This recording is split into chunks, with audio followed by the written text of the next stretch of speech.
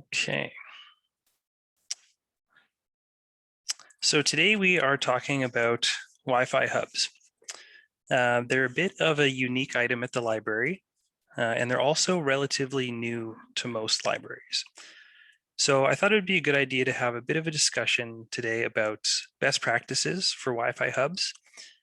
And I'm not here to tell you that, this is what you must do with your devices, but rather I want to give you some examples of what some libraries are doing, things that seem to work well. And I want to give you a range of options and ideas and talk to you about the pros and cons about different things you can do. I also want to highlight that these are your devices. So this is especially if you received a Wi-Fi hub from YRL over the last year or so, you own that device and you can make whatever changes to the item record or policies that you think are necessary. If you are part of a county or a group of county libraries and the devices might belong to your county or were procured by them, then you might want to just double check with them before changing policies. I just see there's some chats here. Oh, got some sound issues maybe.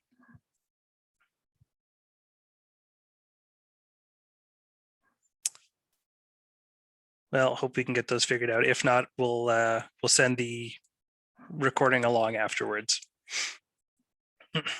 So yeah, if you're part of a county library, you might just want to double check with whoever maintains those devices before making changes to the item records. So we'll focus mainly on the policy side of things today, which includes mostly Polaris stuff, but I did want to talk about some related issues like recovering devices from patrons who might not want to give them back, and maybe some lending policies to say who can or cannot borrow these devices.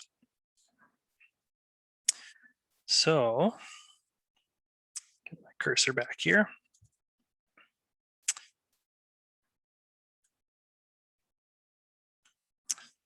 So the most common questions that I receive have to do with the item record itself. And these are also probably the easiest to talk about. So we'll start with lending periods. A few libraries have asked me, how long should I lend this out for? And the answer is that it depends. You will have to think about what the purpose of this device is. What purpose is it serving in your community? And how you want people to use it. Do you want these devices to be relatively short-term loans? Do you want them to circulate a lot and frequently and get out to different patrons?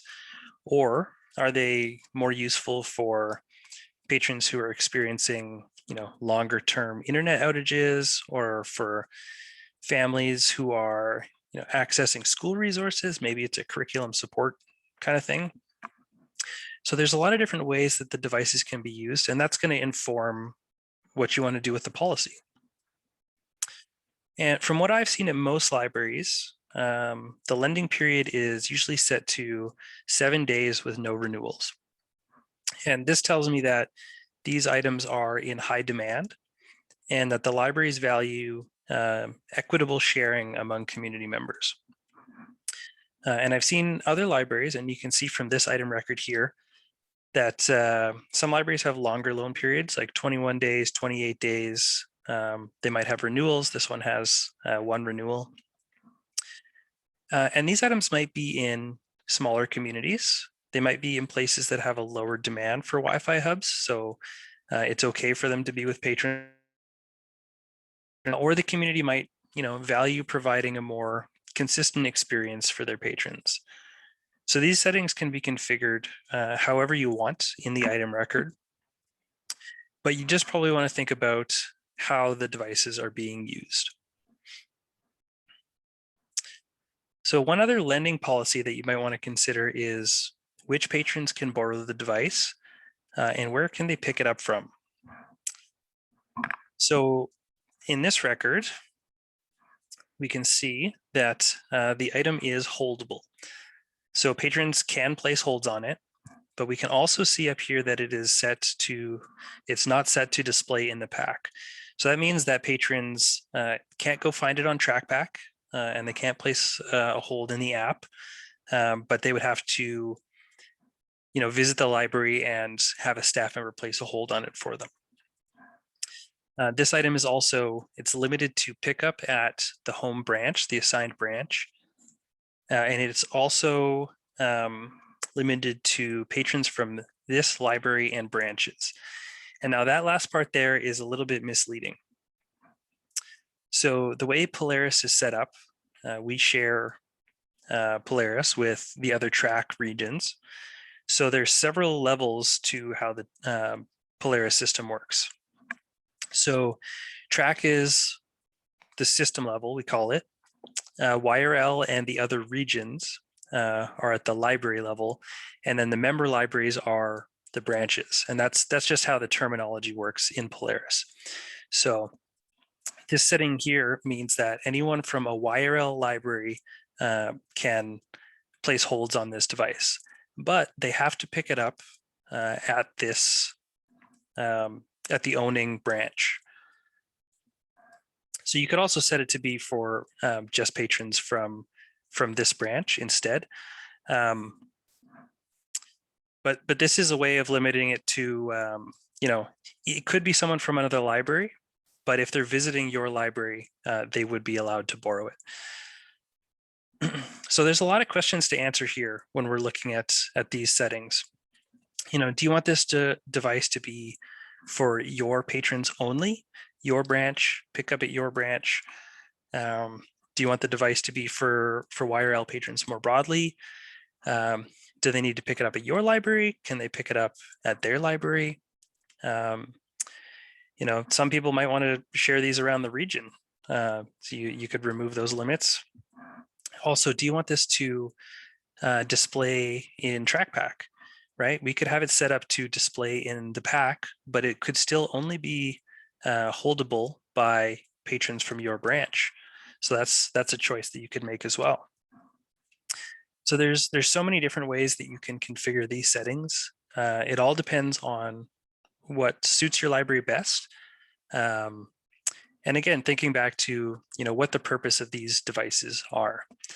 If you're at a library and you're using this for some sort of curriculum support or something like that, you might not want to display it in pack and have it be holdable.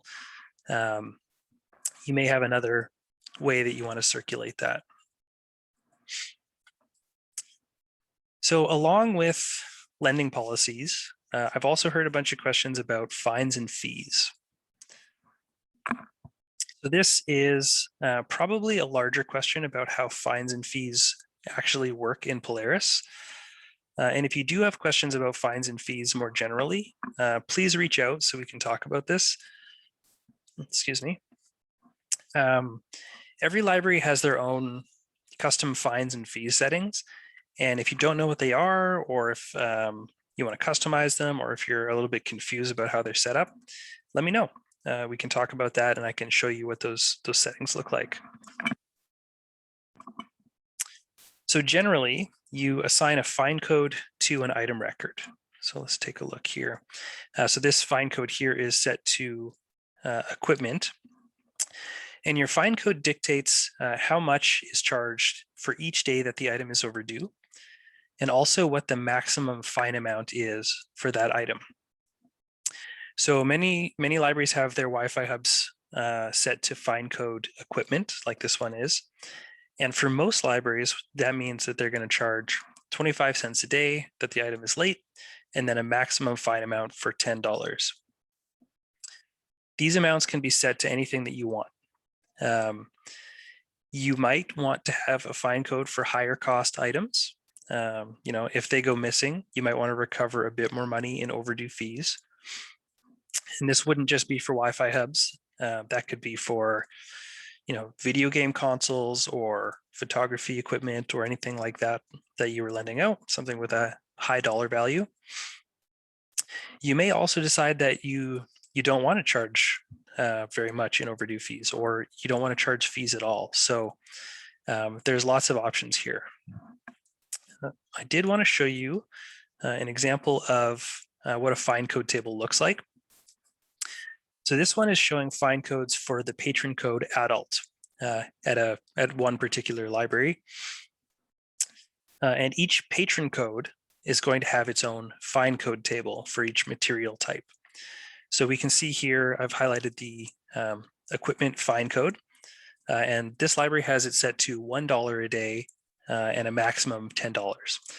So what that means is that after 10 days of this device being overdue, the library will stop adding overdue fines to the item, and it'll stay in that state until the item moves to lost, and then the replacement cost will be charged, and we'll talk about that in just a minute. But there's also some libraries have it set so that they do not charge fines on days that they are closed. So if you're not sure about that, let me know, and again, I can show you your settings, and we can talk about it or change it. I feel like we might need to do a fines and fees webinar coming up in the new year, so maybe that's something that we'll do as well. So on top of fines, your library might have custom settings about what amount is charged when an item goes to lost status, and so that's the replacement cost. So currently, most libraries are set to charge the full replacement cost when an item is lost. And for any library who got their Wi-Fi device from YRL, and most of them who got them from TELUS directly as well, the amount on those is set at $250. So that is the actual cost of the device itself, but keep in mind that the device also contains a SIM card, and the SIM card provides free unlimited wireless data. So that is something that is much more difficult to put a price on, and is not going to be built into your replacement cost. So, if you think about a phone plan, like a mobile plan with unlimited data can, cost at least $100 a month or something like that, right? Could cost even more than that. So if you average that out over, the amount of time that you're going to have the devices, the SIM card is actually worth a lot more than the Wi-Fi hub itself. So if this device was lost or stolen, this particular device here, the amount charged would be $250 for the replacement cost, and then $10 for overdues.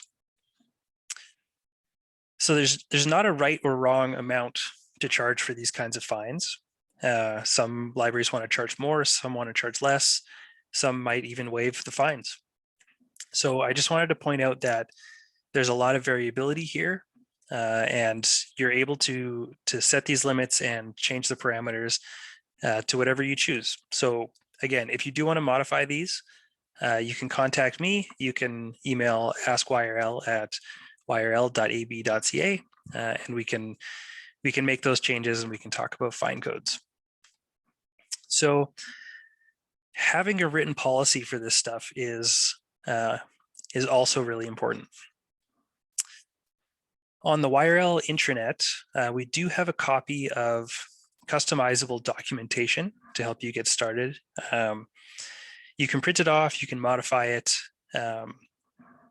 There's actually a couple different pages here, not just this one.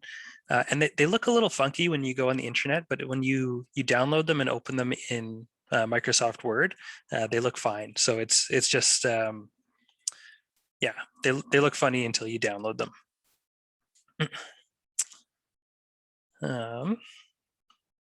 Yeah, so policy, terms of use. So yeah, I just want to show you what this template looks like. So the idea here is that your patrons aren't just picking up the device off the shelf, checking it out, and then walking out of the building with it.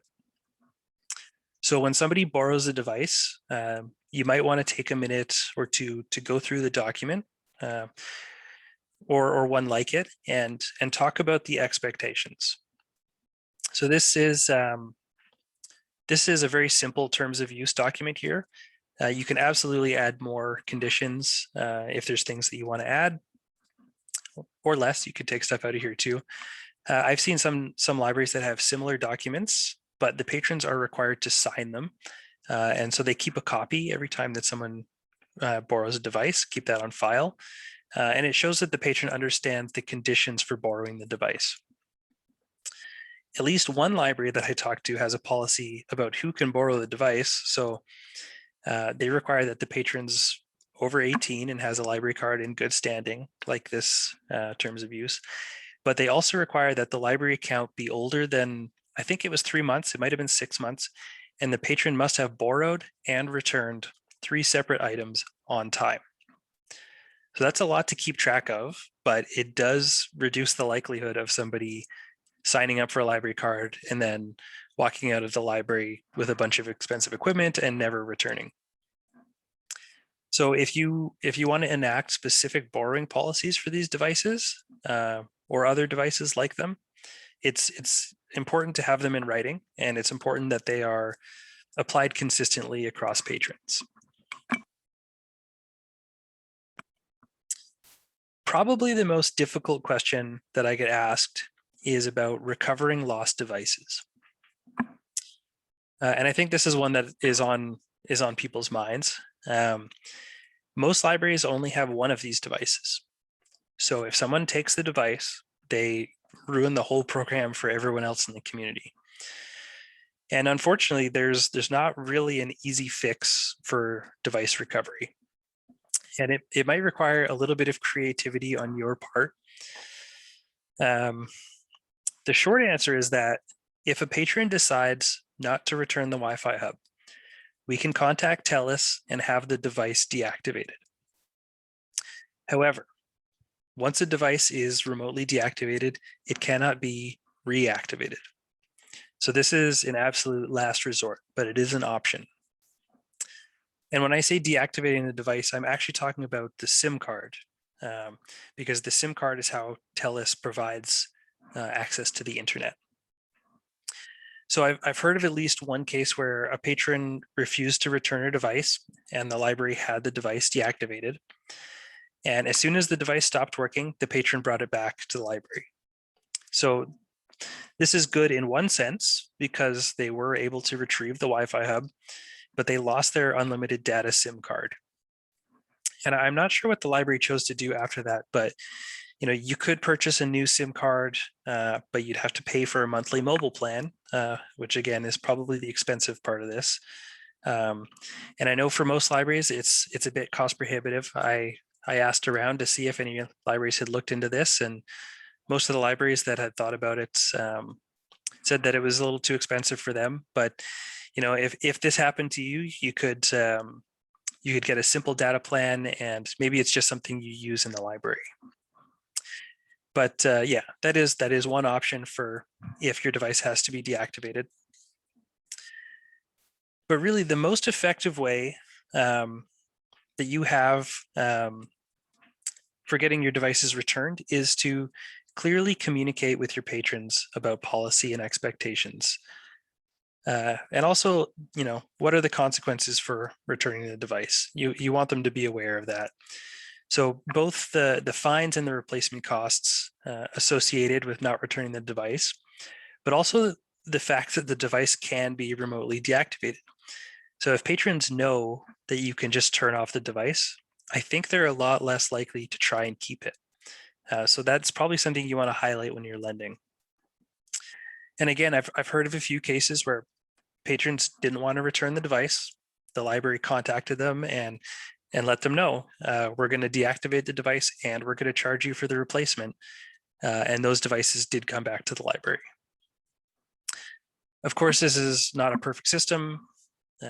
Patrons can do unpredictable things, as we all know, but it seems to have proven fairly effective for the libraries that have tried it.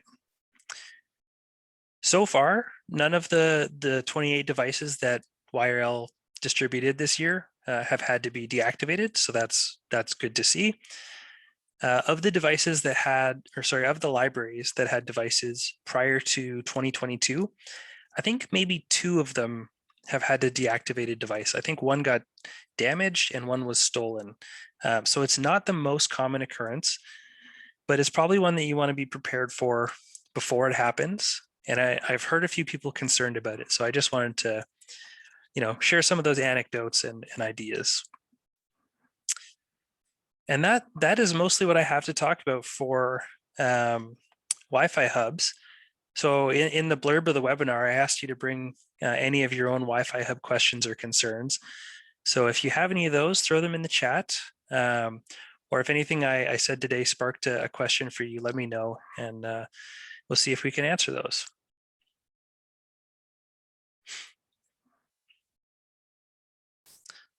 Looks like there's no questions that came in during the talk. I'll just give you a minute here.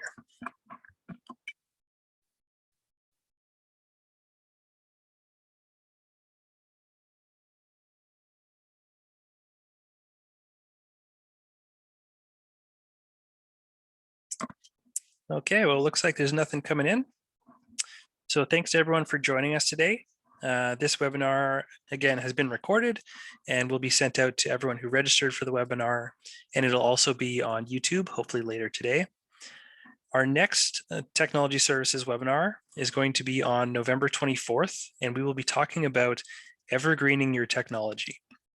And what I mean by that is, how old is the technology in your library? And do you have a plan for when those devices reach end of life? So we're gonna talk about why it's important to have a technology plan, how to prepare for the unexpected, and how to keep evergreening your technology. So thanks for joining us, and we will see you next time.